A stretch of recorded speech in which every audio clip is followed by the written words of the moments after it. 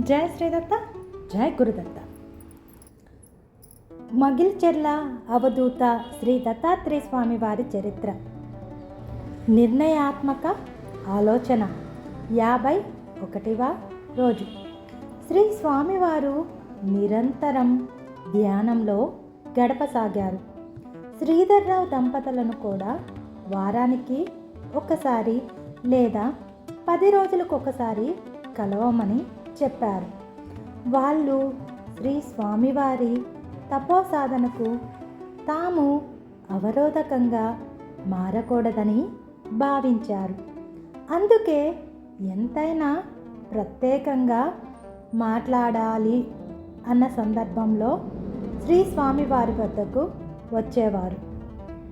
శ్రీ స్వామివారు కూడా వారితో ఆ పని వరకు చర్చించి మరలా ధ్యానంలోకి వెళ్ళేవారు. కాలచక్రం క్రమంగా తిరుగుతూ ఉంది. శ్రీ స్వామివారు తపస్సు చివరి అంకానికి వస్తుంది. శ్రీ స్వామివారి తమ్ముడు పద్మయ్య నాయుడు క్రమం తప్పకుండా అన్నగారి ఆశ్రమానికి వచ్చి అన్నగారిని చూసి కొద్దిసేపు అక్కడ గడిపి తిరిగి వెళ్ళేవారు. దైవలీలలు చిత్రాతి చిత్రంగా ఉంటాయి. 1976వ సంవత్సరం మహాశివరాత్రి పండగ నాడు ఒక సంఘటన జరిగింది. దానికన్నా ముందుగా పాఠకులకు ఒక వివరణ తెలపవలసి ఉన్నది. మొగిల్చెర్ల గ్రామానికి ఈశాన్యంగా 9 కిలోమీటర్ల దూరంలో లింగ సముద్రం గ్రామం ఉన్నది. ప్రస్తుత మండల కేంద్రంగా రూపుదిద్దుకున్న ఊరు. ఆ ఊరిలో తిరుమణిశెట్టి కోటయ్య అనే సిద్ధపురుషుడి సమాధి మందిరం ఉంది. సుమారు 200 ఏళ్ల క్రితమే అక్కడ శ్రీ కోటయ్య అనే శివభక్తుడు ఉండేవారు. సంసారం ఉన్న నిరంతరం శివధ్యానం చేస్తూ విరాగిగా ఉండేవారు. శ్రీ కోటయ్య ప్రతి సోమవారం శివాభిషేకం, ధ్యానం ఇత్యాదులు చేస్తూ ఉండటం వల్ల శ్రీ కోటయ్య గారంటే ఆ గ్రామస్తులకి కూడా భక్తి ప్రపత్తులు ఉండేవి. శ్రీ కోటయ్య గారు మరణించిన తర్వాత వాళ్ళ కుటుంబ ఆచారం ప్రకారం సమాధి చేశారు. శ్రీ కోటయ్య గారు చనిపోయిన 3వ నాడు లింగ సముద్రం గ్రామంలోని ఓ యాదవ కుటుంబానికి చెందిన గొర్రెలు కొన్ని అంతు తెలియని వ్యాధితో మరణించాయి. ఆ కుటుంబ పెద్ద చేసేది ఏమీ లేక చనిపోయిన ఒక్కొక్క గొర్రెను తీసుకువెళ్ళి కోటయ్య గారి సమాధి చెందిన స్థలానికి కొద్ది దూరంలో పారవేశాడు. తిరిగి ఇంటికి రాబోయే సమయానికి నేనున్నాను, భయం వద్దు అనే మాటలు ఆ యాదవ పెద్దకు వినిపించాయి. తిరిగి చూస్తే తాను చనిపోయిందని ఈడ్చుకెళ్ళి పారవేసిన గొర్రె లేచి శ్రీ కోటయ్య సమాధి వద్ద తిరుగుతుంది.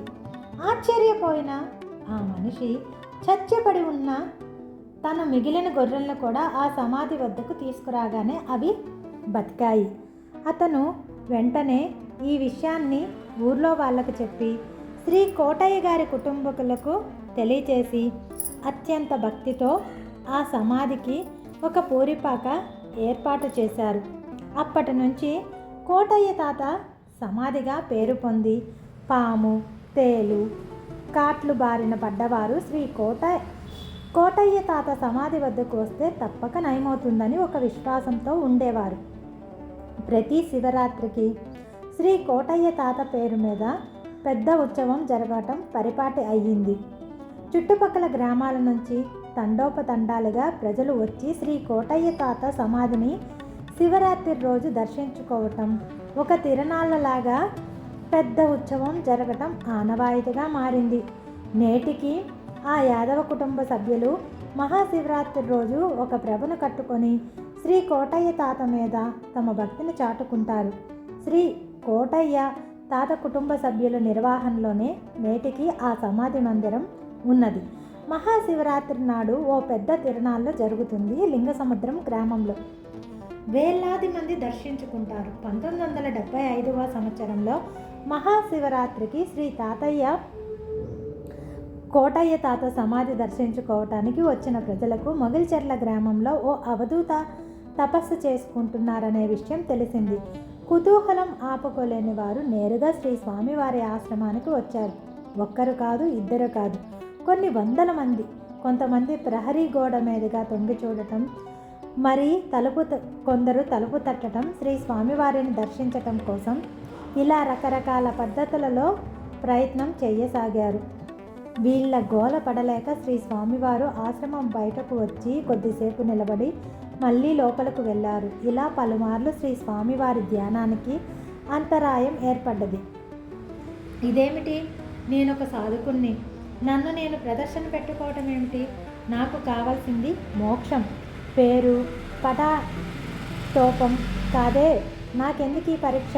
ఇలాగే కొనసాగితే నేనేదైతే వదులుకోవాలని ఆశించానో అదే మళ్ళా మరో రూపంలో నన్ను మాయలో వేయదు కదా. పరిపరి విధాల ఆలోచనలతో శ్రీ స్వామివారు కలత చెంది తన తపస్సును తీవ్రం చేశారు. నేలమాలిగలో హఠాయోగంతో కూర్చుండిపోయారు. సుమారు 2-3 రోజుల పాటు అలా ఉండిపోయారు. దైవం నుంచి సంకేతం వచ్చింది. అంతర్వాణి పలికింది. తపస్సు చివర మెట్టుకు చేరింది. శ్రీ స్వామివారు స్వచ్ఛమైన తేజస్సుతో వెలుపలకు వచ్చారు. శ్రీ దత్తాత్రేయుణ్ణి మనసారా ధ్యానించుకున్నారు. ఒక స్థిరమైన నిర్ణయానికి వచ్చారు. మనసు ప్రశాంతంగా తోచింది. ఆశ్రమం వెలుపలకు వచ్చి ఆ దారంట పోతున్న ఒక వ్యక్తిని పిలిచి శ్రీధర్రావు దంపతులను ఒకసారి ఆశ్రమానికి వచ్చి పొమ్మని కబురు పంపించారు. ఈ స్వామివారి నిర్ణయాన్ని, పర్యవస్థానాన్ని రేపటి భాగంలో చూద్దాము. సర్వం శ్రీ దత్తాత్రేయ స్వామి కృపగా భావిద్దాము. మనకి అందచేసినటువంటి